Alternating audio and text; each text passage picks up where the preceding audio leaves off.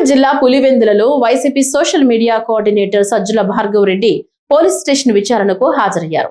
ముఖ్యమంత్రి చంద్రబాబు, లోకేష్, పవన్ కళ్యాణ్లపై అసభ్యకర పోస్టులు పెట్టారనే ఆరోపణలతో గతంలో నమోదైన కేసుల్లో ఆయనపై విచారణ కొనసాగుతోంది. వర్రా రవీంద్రారెడ్డితో పాటు సజ్జల భార్గవ్ రెడ్డిపై కూడా కేసులు నమోదయ్యాయి. ఈ కేసులో హైకోర్టు నుంచి బెయిల్ పొందిన ఆయనను పులివెందుల డీఎస్పీ మురళీనాయక్, ఇద్దరు ఎస్ఐలు ప్రశ్నిస్తున్నారు.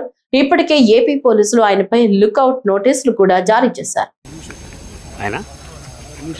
Okay okay okay